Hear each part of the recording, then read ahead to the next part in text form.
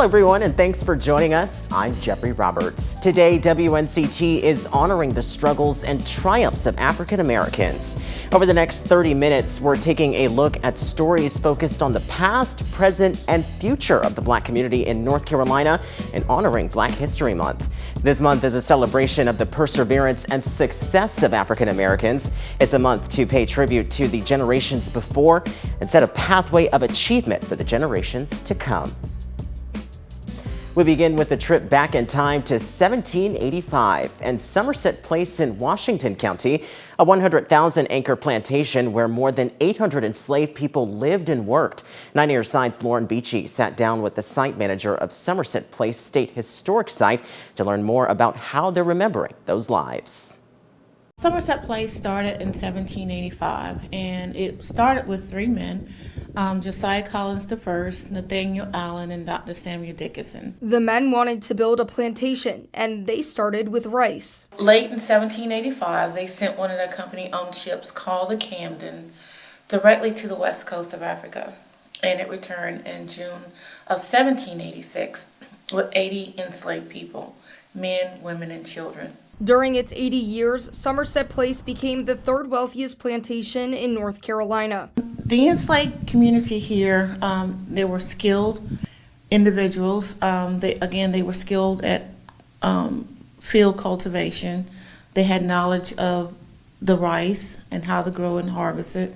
But they were also skilled craftsmen and blacksmiths, coopers, and carpenters and joiners that worked here as well. 25 house servants, gardeners, cooks, all serving the Collins family. They actually left a legacy here, not only at Somerset Place within the state of North Carolina, because without their labor, this would not have been a profitable market in this part of North Carolina. Living descendants still live in the area today. We periodically have family reunions here on the grounds, usually 2 to 3 per year. So they're still acclimated and engaged with the site today. Somerset Place still has some original buildings, including the Collins family home. It's a Greek Revival style home. It's 14 rooms. It's 2.5 floors, 6,809 square feet of living space. We have a reconstructed hospital, which was rare. You wouldn't find that on most plantations. The hospital here was used to treat ill members of the former enslaved community. Remembering the lives and legacy of those who lived here. It's part of North Carolina's story. Slavery existed throughout the South, and North Carolina was one of those states. So it is important to tell those stories of the Black enslaved people that were here, because they impacted the story of the country as well as the state of North Carolina. They benefit, and we're benefiting from it today. You can visit Somerset Place and take a 90-minute guided tour of the plantation site with the original and reconstructed buildings. In Washington County, Lauren Beachy, 9 on your side. And later during our Honoring Black History special, we'll take you to another state historic site for a look at the plantation through the eyes of its descendants. In an effort to celebrate Black History Month, the Greenville Museum of Art is showcasing talent from Black artists all across the state. The museum is in their current exhibit called How We Got Over. Artist Zachariah Sage and 7 different Black artists from the Triangle joined forces to create art in response to one of their other collections. Artists are able to shed kind of a specific light and draw attention to different aspects of history and of Black history, especially in our community or even just in North Carolina and more broadly. So reflecting on very specific, unique experiences for Black artists in conjunction with this kind of idea of, like, if we're acknowledging history, what else are we acknowledging about the present day? Black history is celebrated year-round through the museum's permanent exhibition. Celebrate Shirley Chisholm, the first Black woman in Congress at the Museum of the City of New York. Marking her centennial, this exhibit highlights her journey, historic 1972 presidential run, and the fight for justice through powerful artifacts and interactive displays. Honoring Black history through stories and experiences that inspire and connect us all.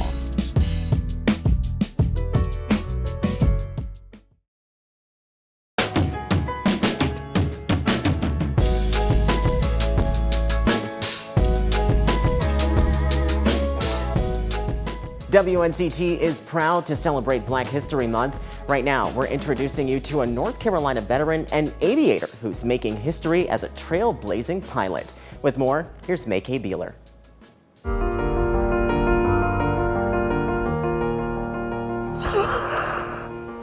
Oh my goodness. Captain Jones is about to come face to face with. And then look at my face up there. Like what are we doing? It's her first look at the exhibit Sullenberger aviation officials created to honor her remarkable career as a military aviator. Ooh. This is such an honor. I'm Captain Lindsay Jones, and I'm the first African-American female helicopter pilot for the North Carolina National Guard.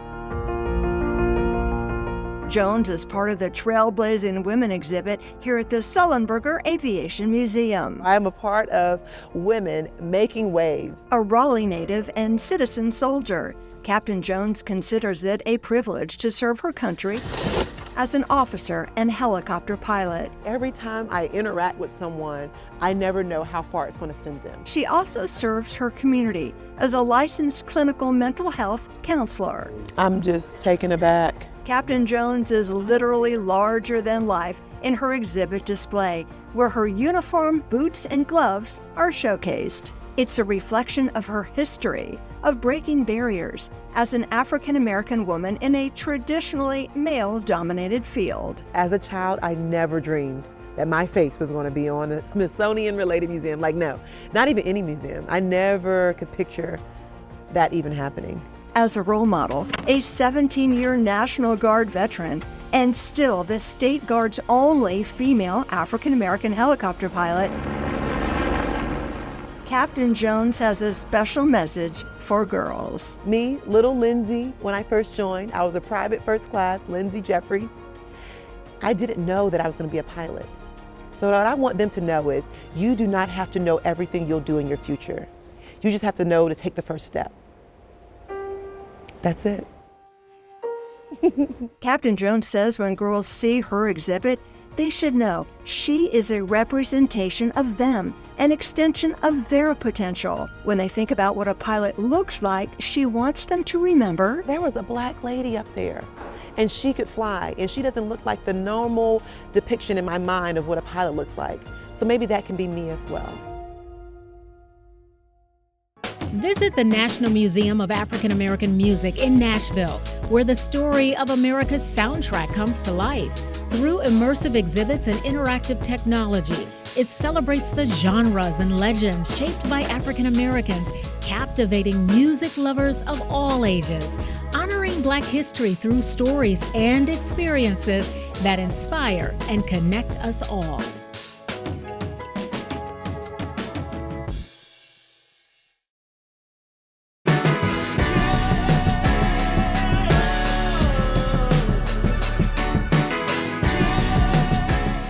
We continue on this Honoring Black History special with a look at remnants of American history unlike any other. Rod Carter taking us to historic Staggville in Durham, a state site that shows the past of one of the largest plantations in North Carolina.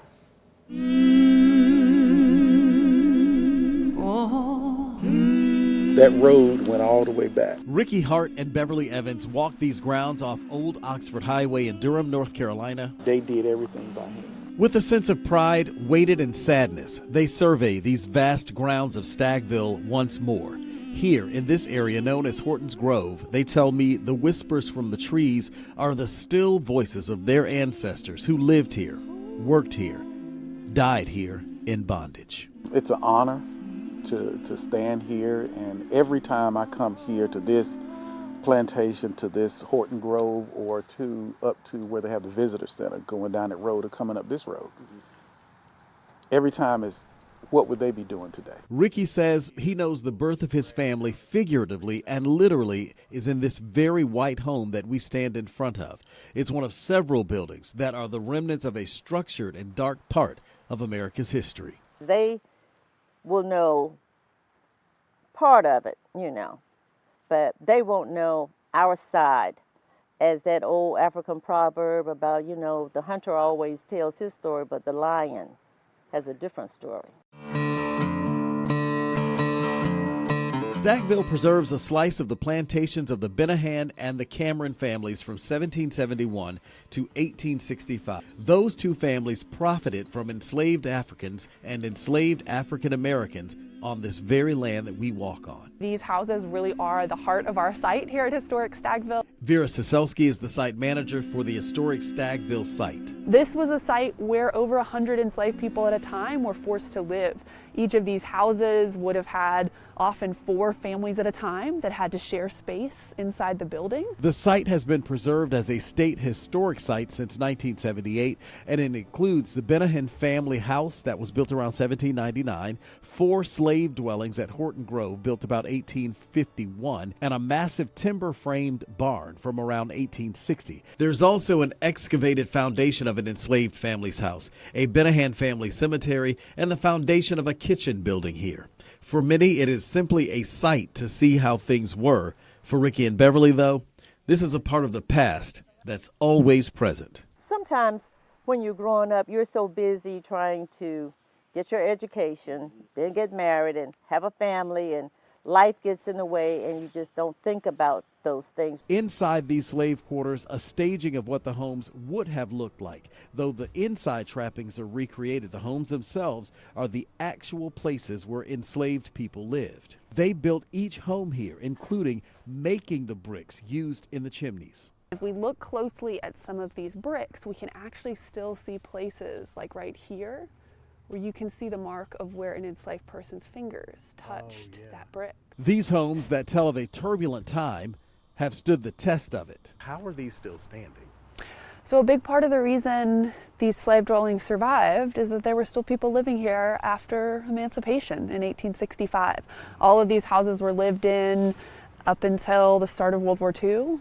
In a few cases into the 1960s or 1970s. Ricky's uncle was the last to leave Hortons Grove. My uncle, Ephraim Hart, he was the last one to leave here in approximately 1975. Inside an office at the site, photos are displayed of many of those descendants over the years. And that family tree, well, it branches out far beyond North Carolina. The reach of Stackville goes far beyond this sprawling historic site in North Carolina, all the way to a small county in Alabama. In the 1800s, 114 enslaved people were marched on foot from North Carolina to Hale County, Alabama, to start a plantation there. Recently, those Alabama families joined their fellow descendants in Durham, North Carolina, for a service of remembrance and reunification. Ricky and Beverly formed the Descendants Council to bring all of those families together. Let them know what their history is and to tell our side of the story. It's that sense of rootedness, that connection, that love that runs through every cottage here. Each blade of grass surrounding them, the whispers of the wind in the trees, an earthly reminder of the lives both lived and lost right here. I made it back. I'm here. My ancestors, I'm here. In Durham, North Carolina, I'm Rod Carter. Visit the Negro Leagues Baseball Museum in Kansas City's historic 18th and Vine District. Explore interactive exhibits, artifacts, and life-size statues of legends like Satchel Paige and Buck O'Neil, some of the greatest athletes to play the game. Learn how the Negro Leagues shaped baseball and Black history touches home, honoring Black history through stories and experiences that inspire and connect us all.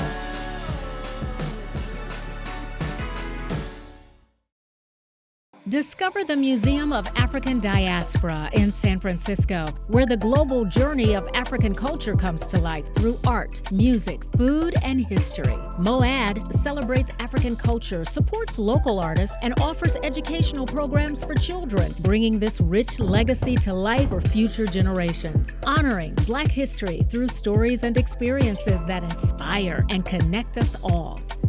As we continue to celebrate Black History Month, we now introduce you to a doctor, a military hero, and devout community member who not only impacted the lives of African Americans in the 1960s, but is still impacting people in Eastern North Carolina to this day.